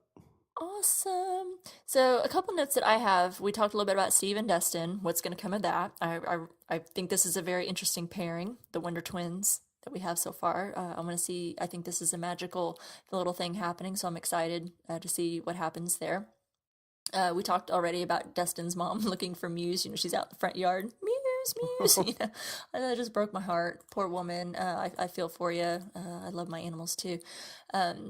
Mentioning the landlines, this just cracks me up because nobody, like the age of 25 or younger, maybe even a little bit older than that, maybe don't really know what a landline is. And nobody really has landlines anymore. Nobody understands the busy signal. When Dustin tells Ted, he's like, your line has been busy for 2 hours. And Ted is probably like, yep, and he's like, yes, I'm aware, because I'm sure he's just as like his wife, just blah, blah, blah, blah, blah, gossiping with all the other neighborhood small town moms. This is what you do. This is a small town. There's not a lot going on. This is what you do. You get on the phone on a Saturday or Sunday and you chat with your friends, you know, and get caught up on the local happenings and stuff. So yeah, you know, he's trying to call and the phone is busy. That was the it just cracked me up because I'm sure so many people are just like, what's that about? You know, we don't know what a landline is. So that cracked me up. We covered Bob the Brain and his brain teasers, the He-Man action figures. I did find it interesting. This last season, we had Joyce's house. Remember how she strung the Christmas lights up all over the place because that was her way of communicating with Will? So if you look at that, I know whenever I was looking at it from One Direction, the Will's drawings, and you have this, we don't know it at the time, but you know, as Bob starts to look at it and realize that it's more of a map, it kind of was like the same thing. I found a similarity there between how she has these drawings, you know, pasted off the floor, the ceiling, the walls, just from one room to another. It's all over her house. Was very much reminded me of the Christmas lights. So I thought that was kind of interesting that they brought that back a little bit and kind of made you remember what that was like. And then something I noticed, this is just the details that bug me because I'm a detail person and little things stick out to me and they kind of not really bug me. I won't say that this bugs me, but it just stands out to me. So this might be, it's totally insignificant, but it kind of bugged me a little bit. At the arcade when, so we know the Cheeto guy. We've seen him in a couple episodes. Which again, I think somebody said, who eats Cheetos that works at an arcade? You get the stuff. Don't you get the stuff all over the games? Don't you get like whenever you're like what the cheesy fingers when you're eating Cheetos? Oh, yeah, so he definitely shouldn't be touching any of the games. Yeah, I mean, he's there as a maintenance guy, or maybe his job is like to. I guess they didn't really have like tickets back then, did they? Or did they have tickets back in the early '80s?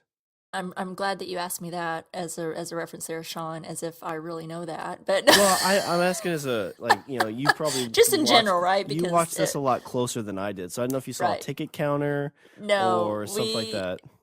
No, in my day, I do not remember any kind of tickets. You even had to. I'm trying to even remember if there was like a change machine. You know how like you would stick in like $1 or $5 bill and get quarters. And then some arcades had tokens. I think mine was quarters, if I remember correctly. I'd have quarters, so I could either show up with quarters, or I think, but it also, since my arcade connected to the pizza place, there was the movies, a pizza place, and then the arcade, and there was like this window cut out to the pizza place that if you needed change, they would give you change and stuff. I gotcha. But anyway, you work in tech. You're familiar with tech. Is your fingers covered in Cheetos when you're? Well, I mean, it's my computer and stuff at that point, but like that, it's like it's public domain, and getting that junk all over that, and then like, because if he's probably the guy that's giving out quarters, like if kids want to break dollar bills and stuff, Gross. he's gonna be taking all that dollar bills and putting them in their cash register, all gross like, and it seems like he probably fixes machines maybe, so the machine's gonna be all gross, and plus he gives off this super creepy vibe. So like, He's a bit of a creeper. yeah, like if he's like, hey, like I got some special games in the back. It's like, oh great, I'm not playing them. I'm going home. Yeah, he's a bit of a weirdo. So we know he's there. He's there whether he does like either maintenance or whether he's giving out, like change or tokens or something for that. So this is a decent sized arcade, it seems. However, I'm thinking, how many people does it take to run this arcade? Because Max goes outside when she's leaving Lucas, and we see Billy, who's just. He might take over the new title of douchebag. I don't know. I don't know if you've come up with a nickname for him yet or not, but he's not a very nice guy. I don't like him at this point, other than when he's got his shirt off. But yeah, I think it was Hairband Billy. It's kind of Yeah. what the winner in the clubhouse is. yeah, I think I'm liking it so far. But Max walks outside, and as she walks out the doors, you see, I don't know if you noticed or not, there's two guys standing outside in the same like type of, I guess it's a uniform, that work at the arcade, the same type of uniform that this or at least I'm making it so if I say it, it's just going to be the truth. But look like two other arcade workers out there on a smoke break, and I'm like, how many arcade workers does it take to run this arcade? How many people do you need to run this arcade? Does it really take 3 people? Anyway, it just kind of bugged me. It was this detail I noticed as she had opened the doors. You see her coming. You see her the view from the outside from Billy's car, and you see these two guys standing out there. They don't look like they're not children. They're not kids out there smoking. They're adults. I'm like, those are arcade workers. How many arcade workers do you need? Usually, you just need one person running an That's a arcade. good catch. Yeah, you kind of said I missed them, but I was wondering if like maybe they were undercover facility people, like undercover government people. Oh. Because I mean, the guy working there didn't seem like he would be too on the nose about being like, oh, it's like, oh, I guess they hired extra help. I want to go sit in the back and eat more Cheetos and think about my date with Nancy.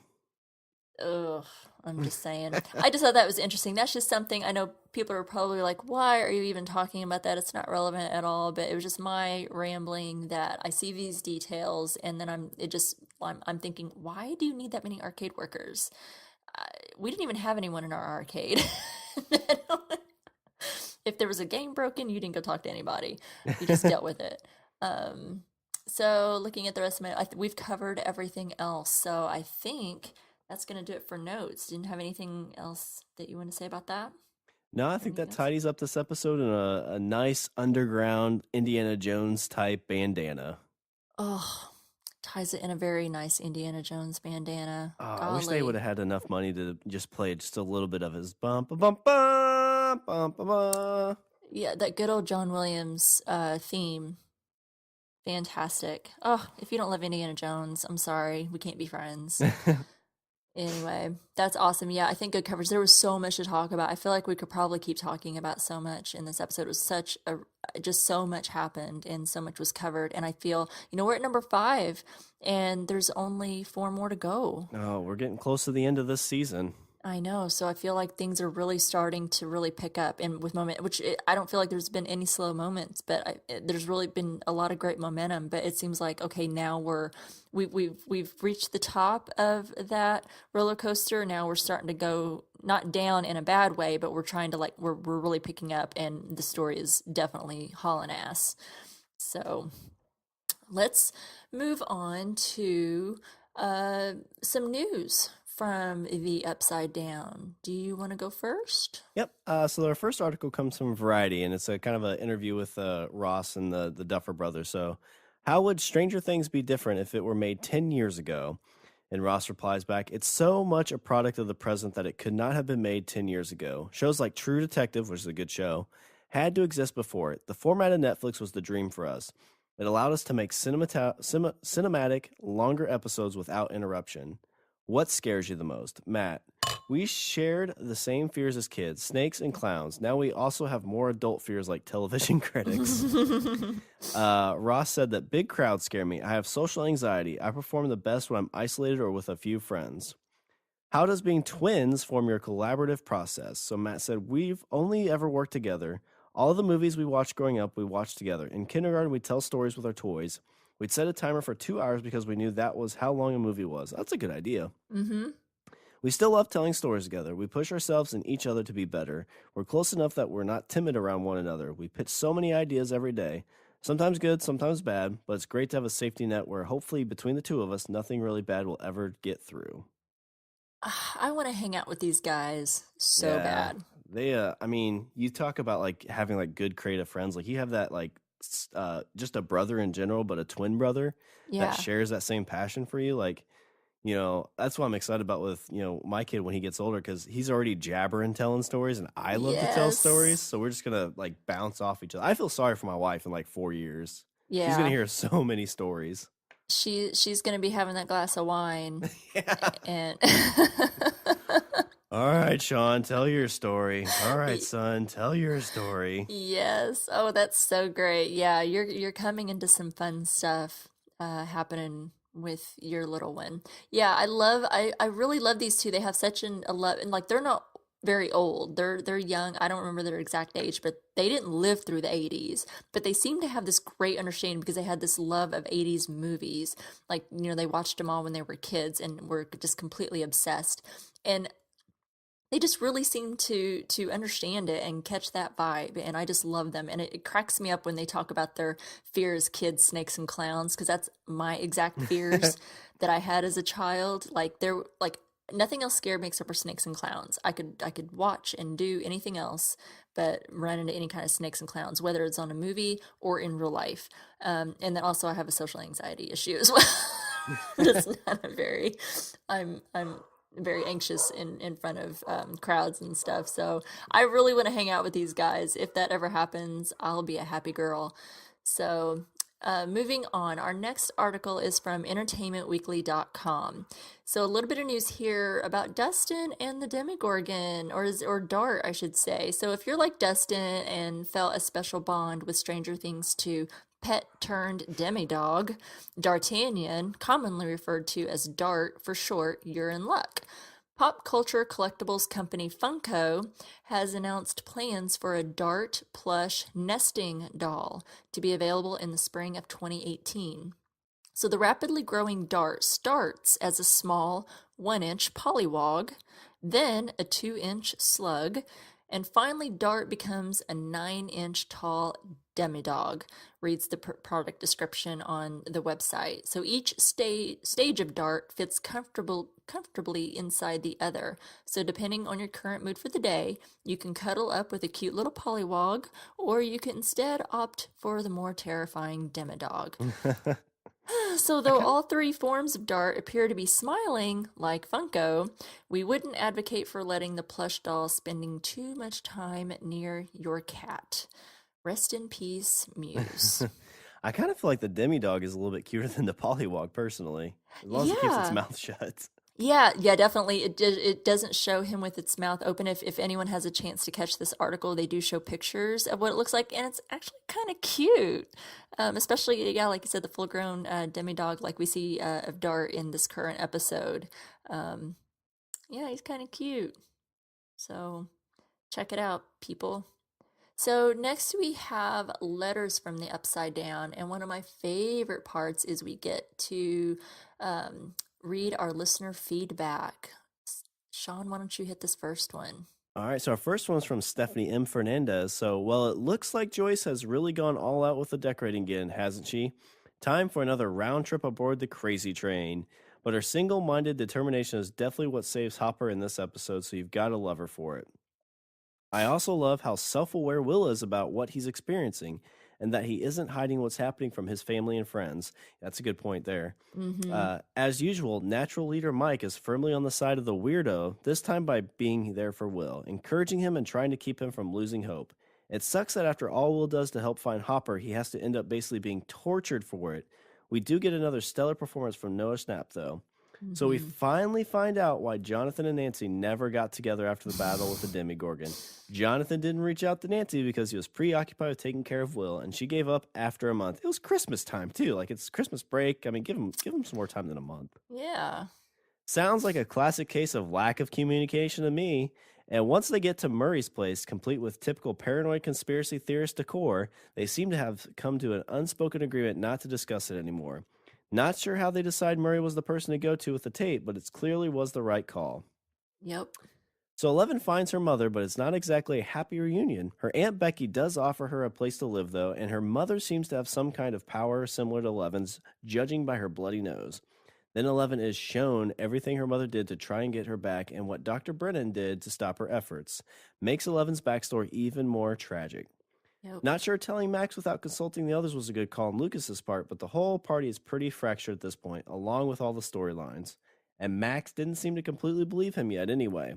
Love seeing Dustin basically hijack Steve after throwing some major shade on Ted. Should be an interesting pairing, especially since Dustin seems to be really taking charge. The one thing she said that we didn't really talk about was the ending of this episode. Yeah, we where didn't really touch Will on that. it's basically kind of like The Thing. You know, like when you torture the thing, like it'd start like freaking out and screaming. Yeah. And that's kind of the gist I got. Like it was hurting the inside of Will. Yeah, because we know he wasn't it I feel like I don't really still have a full comprehension of how this thing has it's not quite possessed him, but there's like a piece of it in him or something because he's obviously as soon as they start firing their at all of the whatever you want to call it that's coming out like they do at the facility, these things that are coming out of the upside down, it totally just gets to Will. And I don't know if it's because he's in such close proximity to it. Like they've been doing this for a while and he didn't feel it, but he did just become one, sort of, however you want to call it, with that shadow monster. That was creepy. He pulled that off. That poor kid was in a seizure and had the Yeah. scariest damn look on his face ever. That was really sad and heartbreaking. And I'm worried about Will. Yeah, Yeah, really. I don't know how he comes out of that part of it. I mean, that was That was horrible, and I can't imagine witnessing something like that. But brilliant performance by Noah Schnapp. He's just he gives me goosebumps every time I've watched him in season 2 so far. He's doing a great job. The next one is from Andrew Newton. So number 1, he says, I'm a little disappointed with how Mike starts to have a more passive role in this episode. It makes a lot of sense for him to be worried about Will, but I feel we lose track of his point of view, which was such a big part of season 1 and still pretty affecting in the early going of season 2 as well. Number 2, Dustin pairing up with Steve is an instantly legendary and awesome direction. A fun fact about that is the idea for this combo was apparently only developed while they were filming episodes 3 and 4. Oh, that's interesting. Nice. Yeah, that's pretty cool. Yeah, number 3, I definitely get Elle's need to go see her mother and how she was feeling hurt, but was I the only one surprised by how easily she seemed to accept putting everyone in Hawkins behind her when Becky invited her to stay permanently? Number 4, nice touch with Bob pulling Joyce aside, wanting her to be honest with him. He often seems goofy and oblivious, but this little detail gives some much-needed dignity, even if he does cut the conversation short by excitedly solving the puzzle. Yeah, that's interesting. Yeah, that's a good point that he talks about in his number 3 about how easily she was able to except leaving everyone behind in Hawkins. But, I mean, I feel like she's not getting anywhere. I mean, she was really frustrated with Hopper because she wanted to see Mike. Yeah, I mean, she's pretty much already disassociated with everybody from Hawkins anyway. The only person she's really associated with at this point is Hopper. Yeah. So it's really not, I mean, the only person she's actually leaving behind would be Hopper. Yeah. And it's not, I mean, I don't know that she's really completely leaving everyone behind. I don't think that she's necessarily forgotten about them, but I think maybe she's realizing it's not so great to go see them at this point. I know Hopper was really trying to express to her how dangerous it would be for her to be out and for people to see her. And he's right. I mean, he's right to a point of, what would happen. So anyway. So Steve Brown. So Mike has a calculator watch. I noticed that this episode too. I've seen it before, but it really stood out in this episode. I didn't notice. Dang. Loved Nancy's "We Only Hang Out When the World's About to End" line. Dustin versus Dart, and Dustin gets Steve help when no one else answered. They ran out of paper, and Will was drawing on Christmas wrap. Oh, I didn't notice Yeah, I that. noticed that. Yeah, good pickup. Hairband Billy, because I'm going to say something about him every time. And then notes, so the arcade guy calls Max Road Warrior and love the "Hey Bob, hey Jim."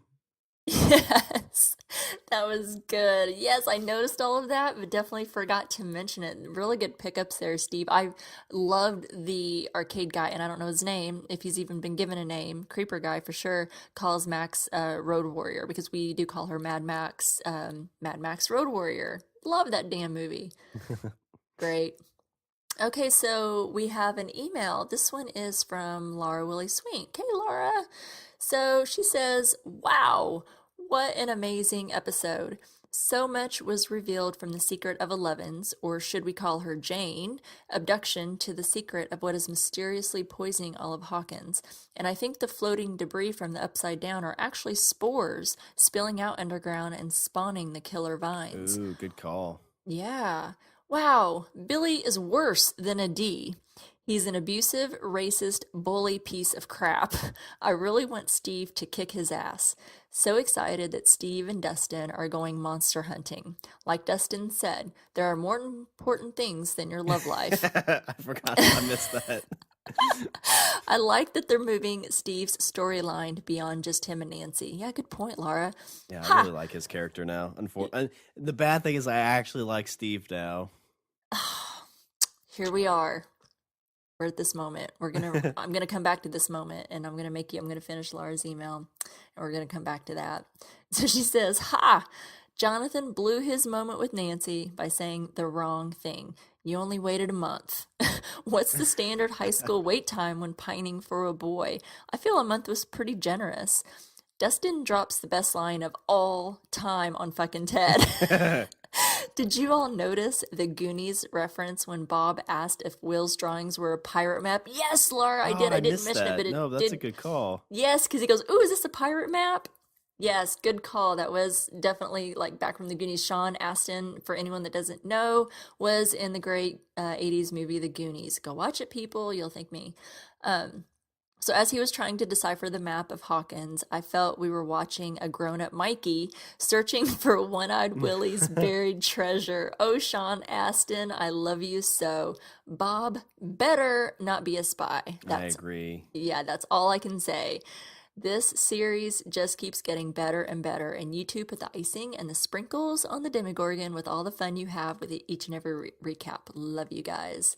Love you too, Laura. Yeah, Laura, we love you. We gotta be careful. If you put too much sugar or too much sprinkles and icing, they grow like ridiculous. So then that's like how they get through their growing phase, and so then we get a big old Demogorgon. Yeah, they're like gremlins that way. Really, that is so good, Sean. You get me every time with that. The only thing I'm hoping for at some point is like Billy dies in an episode, because then it would legitimately be okay for me to go, oh my God. We're saying that is genius. I love it. Oh my God. Yeah, that was a really great email, Laura. Some really great insight, really great connections. I did pick up on that on my first watch and totally forgot to mention it on whenever I took my notes on my second watch. There was so much in this episode. Holy crap. Just can't pick it all up, but I love Sean, you love Steve. I mean, he's a very intriguing character now, and that's the good thing about like shows like this, because characters can change. You know, they can start out as D's, and then they can become good guys, and you know they kind of can become heroes. And you just kind of learn, like, it's, you know, he had that hard, rough exterior, like he's like, I gotta look good in front of my friends, and then it's like, but I really love Nancy, so I'm gonna let my softer side of Steve come out. So there he is, practicing his apology, and got roses in his hand. He's ready to swallow his pride. Yeah, that's awesome. Okay. Yeah, what TV show was it that said like love makes you do stupid things? Was that this show? Yeah, I think they said that in season 1, didn't they? Yeah. Maybe. Yeah. Good point. And nothing more true, let me tell you. That is for sure. We also have a voicemail from Derek O'Neill. I'm really excited to hear this one, so let's play it now. Hi, Rima and Shawn. This is Derek from Ireland. I just wanted to get in contact with you about your Strange Indeed podcast for Stranger Things. Really, really been enjoying listening to the podcast right back to when you started out doing the first season of Strange Things. Really enjoy it and love the show, obviously. So great to have a great podcast to go along with it. It came along at just the right time for me. I just moved countries over to Switzerland, where I don't speak any of the languages that they speak over there. So I've been spending my days filling up with English speaking podcasts to kind of get me through at least listening to something that I can understand. So listening to you guys has really helped me out for the last couple of months while I've been settling in to my new country of that I'm calling home now.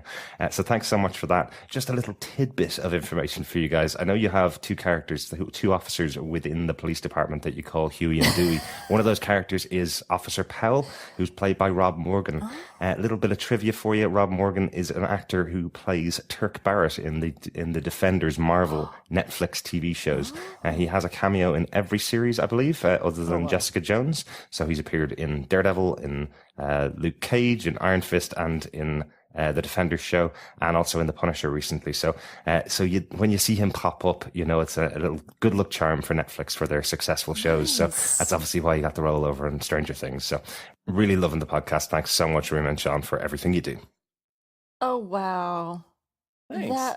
That was so lovely.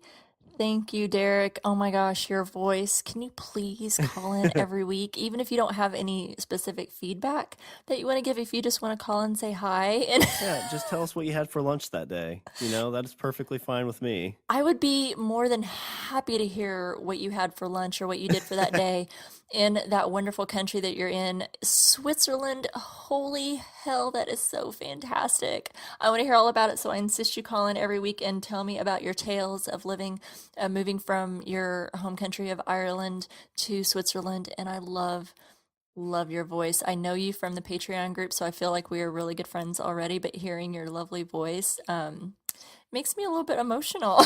So thank you, Derek, for leaving that voicemail. Please do that often. And everyone else, please, there's a super cool, if you have an iPhone, there's a super cool, and there might be on other phones, but I only know the iPhone. Okay, sorry. There's a really cool voice memo app on there that you can record your voice if you don't want to call in, because sometimes calling in gets a little muffly. Well, we don't even have a call in, right? We don't have, what am I talking about? We don't have we didn't set up a number just because, like you said, if you use the voice memo and send it via email, that just makes it a bit cleaner because it uses the mic on your phone instead of being over a call.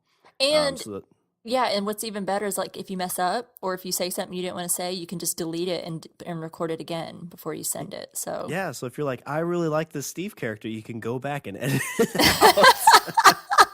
Don't you dare edit that out. I'm gonna put it on Twitter and Facebook. If you try to deny your love for Steve. Rima must have did this episode in the Upside Down, because I would never say that I love Steve. Oh no, it's out there, buddy. It's happening. It's out there. You can edit all you want, and I'm gonna make sure it is known. It is known. Anyway, thanks again, Derek, for that awesome email. Thank you, everyone, for your emails and leaving feedback on our Facebook page. It means the world to us, I swear. I get such a giddy feeling every time I see feedback. So thank you guys so much. I love it. Yeah, thanks, everybody. Again, I can't reiterate enough what Rima's just said. Like, we love the feedback, and, keep sending it to us, even if it's just a little tidbit or even if it's from previous episodes. If you have some for future episodes you want us to save for those episodes, we could do that as well. I've done it. I did it last season. So yeah, please do. All right. So next week we'll be covering the 6th episode from season 2, titled Chapter 6, The Spy. So the description for this episode is: Will's connection to a shadowy evil grows stronger, but no one's quite sure how to stop it. Elsewhere, Dustin and Steve forge an unlikely bond. Yay, I want to see more Dustin and Steve. Yeah, it's a road trip comedy, buddy cop. It's everything I want in life and more. Absolutely. They need their own spinoff show. Okay, so we are so excited for you to travel to Hawkins, Indiana with us. And until then, you can follow us on Twitter at StrangeTcast. You can like us on Facebook at www.facebook.com/StrangerTcast. You can email us at strangerthingscastpod@gmail.com, and you can also find us on the TV Time app. You can find Strange Deed and a bunch of other great podcasts like Game of Microphones at podcastica.com. Go out and leave a review for Strange Deed or any of the other great Podcastica podcasts on Apple Podcast. And make sure to check out Shawn and his other podcast, The Language of Bromance, comes out every Sunday. Check it out. And just like this show episode, both Language of Bromance and Strange Indeed are now on Spotify. Woohoo! We made the big time, baby. And also remember to, if you want to help out our show, one way to do that is to check out our sponsor, Freshly. So to go to freshly.com and use their promo code Stranger Things, or you can go to freshly.com/Stranger Things to save $40 on your first 2 weeks of deliveries. And remember, shipping is always free. All right, that's our show, episode 13, chapter 5, Dig Dug. Until next time, I'm Rima. And I'm Shawn. And Holly Robin Spiker is strange indeed. Oh, bro, you okay?